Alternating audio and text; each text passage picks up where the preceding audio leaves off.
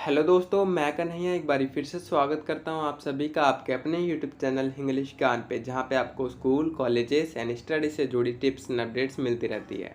तो दोस्तों, आज की वीडियो आपके लिए बहुत बहुत बहुत ज़्यादा इंपॉर्टेंट होने वाली है, क्योंकि आज हम डिस्कस करेंगे साइंस के इम्पॉर्टेंट टॉपिक्स जो कि DU BEd इंटर 2021 की प्रिपरेशन के लिए आपको जानना बहुत आवश्यक है। क्योंकि मैंने जितने भी एनालिसिस करे हैं 2020 से लेकर 2015 तक के question paper, after that I am making this video to understand that जो भी साइंस के क्वेश्चन आते हैं वो किस बैकग्राउंड से आते हैं, कि किस किस टॉपिक से पूछे जाते हैं। एंड ये सारे जो टॉपिक्स मैंने सेलेक्ट करे हैं वो एनालिसिस करने के बाद और NCERT बुक से ही है।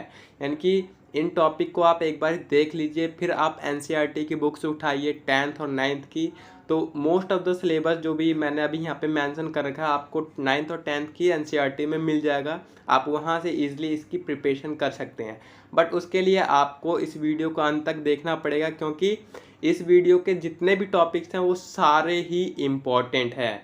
क्योंकि मैं फिर से दोहरा दे रहा हूँ कि मैंने ये जो टॉपिक्स निकाले हैं वो प्रीवियस ईयर के क्वेश्चन पेपर को देखने के बाद, और प्लस जो चांसेस बनते हैं इस बार अगर कोई नया सिलेबस जुड़ रहा है, यानी कि नए क्वेश्चन आ सकते हैं, पैटर्न को समझने के बाद मैंने जो अंदाज़ा लगाया है, तो उस टॉपिक्स को भी मैंने ऐड करा है। साथ ही साथ आज की वीडियो में इन टॉपिक्स को डिस्कस करते करते हम कुछ क्वेश्चन भी डिस्कस करेंगे जो कि आपके लिए जानना इम्पॉर्टेंट है।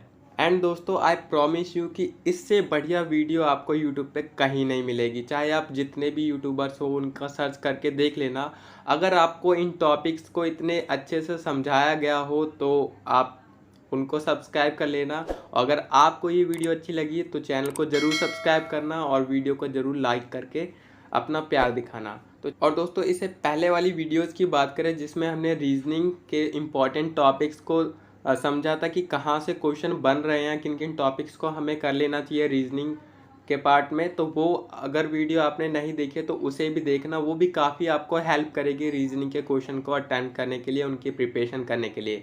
इवन इसके अलावा we have uploaded 2020 and 2019 even 2018 question paper on the channel. If you are new on the channel so must go there and see the video of those question paper. You will be finding more information about DU BEd entrance, that how it took place in 2021। साथ ही अगर आपको DU BEd के college के बारे में जानना है, या फिर DU BEd जो प्रीवियस ईयर की कट ऑफ निकली थी वो भी काफ़ी अच्छे से एनालिसिस करके हमने चैनल पे अपलोड कर रखी है, तो वो भी आप देख सकते हैं।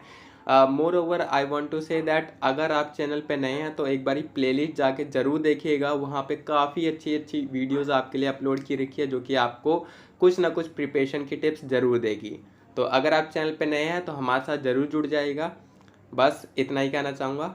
तो चलिए अब वीडियो को शुरू करते हैं और जान लेते हैं कि कौन से टॉपिक्स हैं साइंस के जहाँ से हमेशा ही क्वेश्चन रिपीट होते हैं और जो कि प्रिपेयर करने के लिए बहुत बहुत ज़रूरी है। तो दोस्तों, प्रीवियस 5 ईयर के क्वेश्चन पेपर को देखने के बाद और क्वेश्चन पेपर के पैटर्न को समझने के बाद जो मुझे फर्स्ट टॉपिक काफ़ी इंपॉर्टेंट लगा साइंस के इंपॉर्टेंट टॉपिक्स में, तो वो था कोशिका, जिसे हम इंग्लिश में सेल कहते हैं।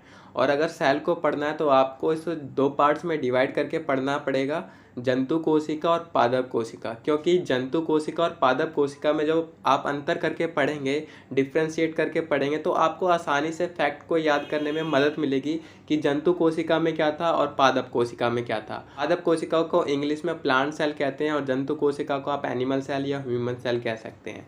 ठीक है, तो यहाँ से एक नया क्वेश्चन आपका ज़रूर आएगा, क्योंकि जो 2020 का क्वेश्चन था उसमें भी एक क्वेश्चन आया था कोशिका से, कि जो कोशिका होती है उसको अगर हम सूक्ष्मदर्शी से देखें तो क्या किन किन भाग को हम देख पाएंगे कोशिका के।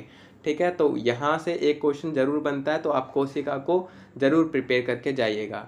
ठीक है, इसके बाद जो सेकंड टॉपिक है वो है रासायनिक अभिक्रियाएं, यानी कि केमिकल रिएक्शन। ये टॉपिक भी काफ़ी इंपॉर्टेंट है, इसमें भी आपका एक ना एक क्वेश्चन ज़रूर आता है। अगर आपने 10th क्लास की NCERT पढ़ी होगी तो उसमें जो सेकंड चैप्टर है या फिर फर्स्ट चैप्टर है उसी में रासायनिक क्रियाओं के 5 प्रकार दे रखे हैं, कि आपकी 5 प्रकार की रासायनिक अभिक्रियाएं होती है, जिसमें आपका संयोजन, वियोजन, प्रतिस्थापन, विस्थापन और रेडॉक्स अभिक्रिया होगी, जिसमें उपचयन और अपचयन होता है। तो वो सारी अभिक्रियाओं को आपको कवर करके जाना है। और इसके अलावा भी अदर कई अभिक्रियाएं हैं जिसे आपको प्रिपेयर कर लेना है, मतलब पढ़ के जाना है। ये मेन थी 5। इसके अलावा भी अदर्स हैं, उनका केमिकल रिएक्शन और जो रिएक्शन फॉर्मेशन होता है उसका सूत्र जरूर याद करके जाना कि किसको किस तरह से सिंबल से दर्शाते हैं, तो वो ठीक है। इसके अलावा जो थर्ड टॉपिक है वो है आवर्त सारणी यानी कि पीरियोडिक टेबल। अगर आपने 10th पढ़ी है तो उसमें ये भी आपको आसानी से मिल जाएगा। और यहाँ से भी एक क्वेश्चन हमेशा ही आया है कि मेंडलीव की आवर्त सारणी या फिर आधुनिक आवर्त सारणी, ये दोनों आवर्त सारणी काफ़ी ज़्यादा इंपॉर्टेंट है। तो यहाँ से भी एक नए क्वेश्चन आपको जरूर देखने को मिल जाएगा कि मेंडलीव की आवर्त सारणी में या तो पूछ ले कितने आवर्त थे, कितने उसके समूह थे, या फिर आधुनिक आवर्त सारणी का आधार पूछ लेगा कि उसकी आवर्त सारणी का आधार क्या था, इसकी खोज किसने की।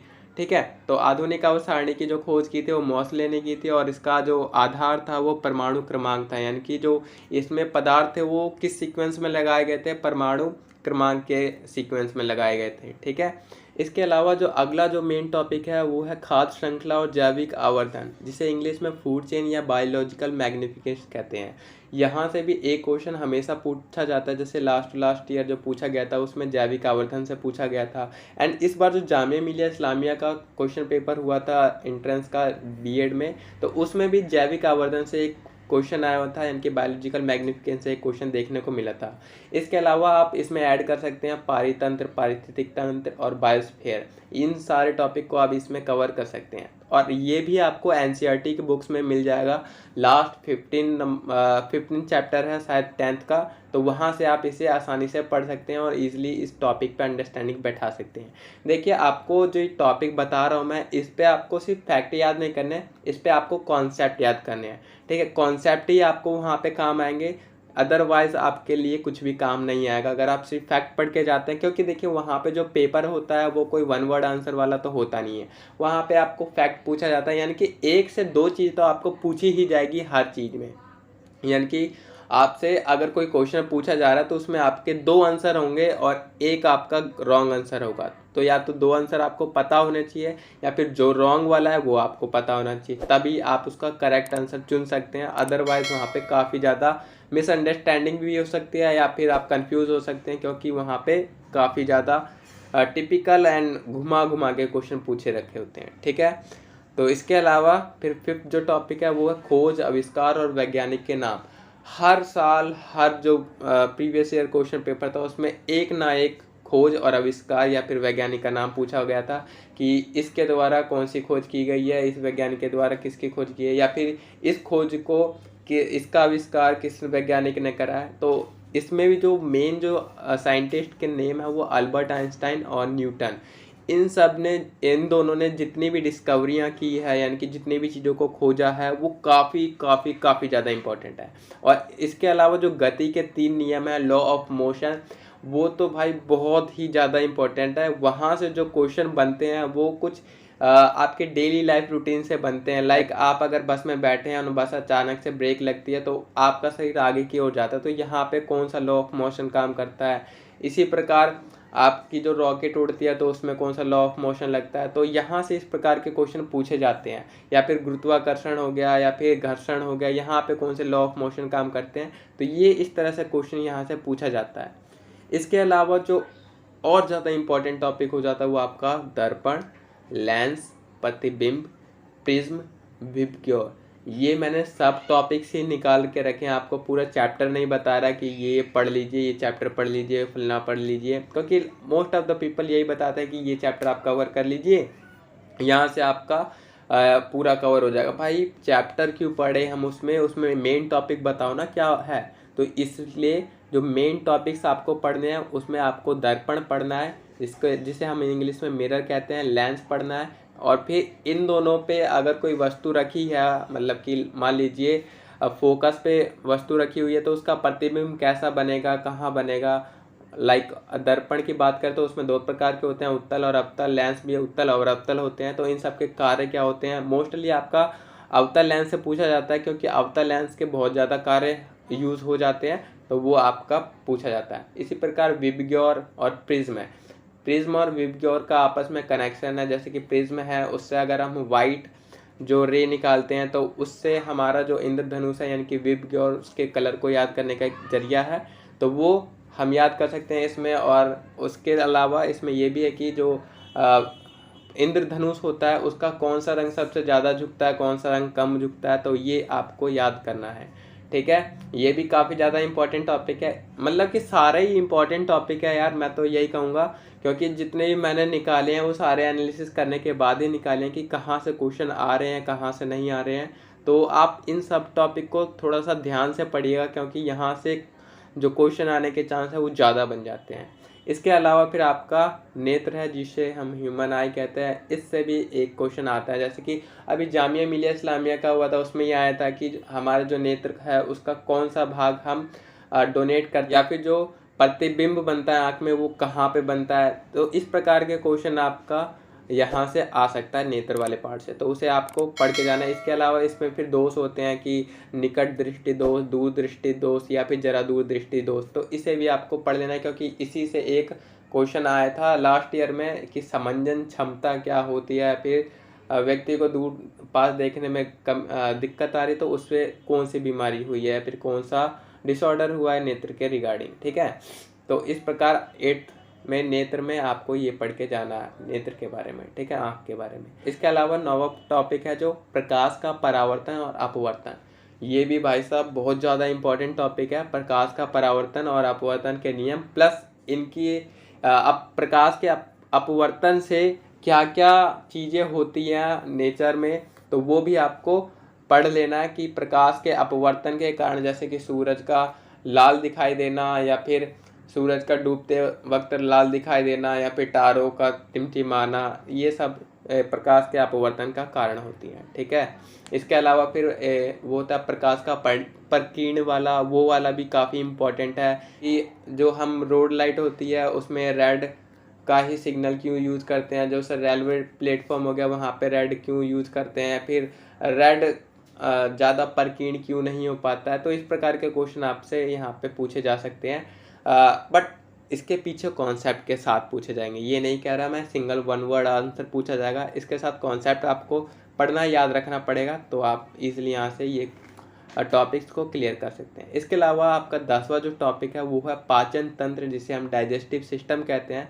ये भी काफ़ी इंपॉर्टेंट टॉपिक है। इसमें आपके पूछ सकते हैं जैसे कि प्रोटीन हो गया, वसा हो गया, कार्बोहाइड्रेट हो गया, ये लास्ट में पचने के बाद किन रूप में बदल जाते हैं, तो इस तरह से क्वेश्चन। और फिर एंजाइम बेस्ड क्वेश्चन हो सकते हैं कि कौन सा एंजाइम किस चीज़ को किस में बदलता है, या फिर इसके पाचन के लिए कौन सा एंजाइम होता है। तो इस प्रकार के क्वेश्चन आपसे पूछे जा सकते हैं पाचन तंत्र से।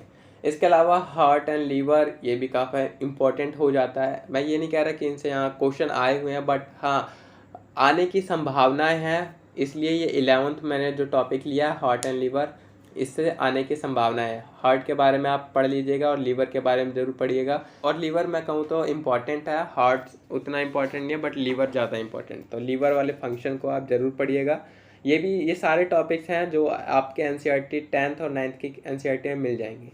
इसके अलावा फिर ध्वनि है, ये काफ़ी इंपॉर्टेंट टॉपिक है। ध्वनि का जो पूरा साउंड का जो पूरा चैप्टर ही है 10th में, उसे आप ज़रूर पढ़ के जाइएगा, क्योंकि उसका एक एक पॉइंट यार बहुत ज़्यादा इंपॉर्टेंट है। अगर आप डीपली उसे पढ़ेंगे तो बहुत चीज़ें ऐसी नई निकल के आएंगी जो कि आपने कभी नहीं जानी होंगी, या फिर आपको जानने में आश्चर्यचकित करेंगे। ठीक है, और वहाँ पे फैक्ट भी काफ़ी अच्छे अच्छे होते हैं जो कि बहुत इंपॉर्टेंट लगेंगे आपको याद करने की दृष्टि से, तो आप उन्हें ज़रूर देखिएगा एक बारी ध्वनि चैप्टर को, साउंड वाले चैप्टर को। ठीक है, इसके अलावा 13 चैप्टर है उतक, जिसमें आपका मानव उतक होता है और पादप उतक होता है, जिसमें ह्यूमन टिश्यू और प्लांट टिश्यू की हम बात करते हैं। तो ह्यूमन टिश्यू भी काफ़ी ज़्यादा इंपॉर्टेंट है, क्योंकि ह्यूमन टिश्यू में एक जो मेन क्वेश्चन पूछा जाता है कि जो आपका ब्लड है वो किस प्रकार का टिश्यू है, तो ये काफ़ी ज़्यादा इम्पॉर्टेंट है टिश्यू वाला। और इसके अलावा प्लांट टिश्यू में भी आपका पूछा जा सकता है, जैसे कि आपका एपिडर्मिस होता है या फिर विभोजतक ऊतक होते हैं, वो भी काफ़ी इंपॉर्टेंट है, तो वो आप ज़रूर पढ़ के जाइएगा प्लांट टिश्यू में भी। ठीक है, इसके अलावा प्लांट टिश्यू के अलावा हार्मोन्स भी होते हैं कि पौधे की वृद्धि के लिए कौन सा हार्मोन होता है, तनाव हार्मोन किसे कहते हैं, जिसे इंग्लिश में एब्सिसिक अम्ल कहते हैं, एसिड कहते हैं। ठीक है, तो इस तरह से ऊतक वाला टिश्यू वाला जो चैप्टर है वो काफ़ी इंपॉर्टेंट है। ये आपको 9th की क्लास में मिल जाएगा, वहाँ से आप इसे प्रिपेयर कर सकते हैं आसानी से। ठीक है, इसके अलावा जो फिजिक्स से अगर मैं बात करूँ तो 14वां विस्थापन, वेग, ये आप पढ़ सकते हैं विद रियल लाइफ एग्जाम्पल कि इनका यूज़ कहाँ पे और किस प्रकार से होता है। मान लीजिए एक सर्कल है, उस पर कोई वस्तु चल रही है, गतिमान अवस्था में है, तो उसका विस्थापन कितना होगा। ठीक है, इसके अलावा वेग से क्वेश्चन आते हैं, तो लास्ट टाइम वेग से आया हुआ था, तो इसलिए ये 2 टॉपिक इम्पॉर्टेंट है, इसे आप जरूर प्रिपेयर करके चलिएगा। ठीक है, और जो लास्ट है वो सबसे इम्पॉर्टेंट, अनुवांशिकी। देखिए अभी तक मैंने देखा कि अनुवांशिकी से ज़्यादा क्वेश्चन तो नहीं आए, बट हाँ इस बारी चांस काफ़ी लगते हैं कि जो मेंडल था उसने जो अनुवांशिकी की खोज की थी, प्लस उसने जो अपना एक्सपेरिमेंट किया था मटर के पौधे पर, वो किस प्रकार से निष्कर्ष पे पहुंचा, या फिर उसने मटर के पौधे को ही क्यों चुना, तो ये काफ़ी ज़्यादा इम्पोर्टेंट होगा जानना और इसको फैक्ट को याद करना। ठीक है, इसके अलावा फिर विकार और रोग वाले क्वेश्चन भी आते हैं आपको, डिसऑर्डर एंड डिसीज़, जो कि काफ़ी इम्पोर्टेंट है। इसके ऊपर मैं एक अलग से वीडियो लाऊंगा डिजीज़ के ऊपर, जो कि 4 डिजीज़ पूछे जाते हैं, 4 डिजीज़ कह रहा हूँ सॉरी, डिसऑर्डर ऐसे हैं जो कि हमेशा ही रिपीट होते हैं। 2015 में देखा, फिर मैंने 2017 में देखा, फिर 19 और 20 दोनों में रिपीट हुआ है, तो वो 4 ही हैं और 4 में से एक एक हमेशा रिपीट होता है इधर उधर, तो वो मैं नेक्स्ट वीडियो में आपको बताऊंगा। उसके लिए आप हमारे साथ ज़रूर जुड़ जाइएगा। ठीक है, ताकि आप मिस ना कर पाएँ। हमारा एक ही लक्ष्य है कि आपकी हेल्प करना, आपको समझाना कि किस प्रकार से आपको कौन कौन से टॉपिक याद करने हैं, पढ़ने हैं, इसलिए क्योंकि टाइम देखिए बहुत कम बचा है अब हमारे पास, हमें इस 1 महीने में बहुत सारे टॉपिक्स कवर करने हैं, तो उसके लिए हमें सेलेक्टेड टॉपिक्स ही पढ़ने की ज़रूरत है, ना कि हमें पूरा ब्रह्मांड पढ़ना है। ठीक है, तो ये थे साइंस के इम्पॉर्टेंट टॉपिक, जैसे आप अगर कवर कर लेते हैं तो आई थिंक साइंस का most of the syllabus cover हो जाता है DU BEd के लिए। ठीक है, तो ये सारे आप पढ़ लीजिए, स्क्रीनशॉट ले के रख लीजिए एक बार दोबारा से अगर आपने नहीं लिए हैं तो। ठीक है, तो चलिए मिलते हैं इसी प्रकार नेक्स्ट वीडियो में, तब तक आशा करता हूँ आप हमारे साथ जुड़ जाएंगे और चैनल को सब्सक्राइब करके हमें मोटिवेशन देंगे थोड़ा सा कि हमें नेक्स्ट वीडियो लानी चाहिए। और अगर आप कोई भी डाउट रहता है तो कमेंट में ज़रूर पूछेगा, I will be there for answering your all doubts and help you. So thank you so much once again, मिलते हैं नेक्स्ट वीडियो में।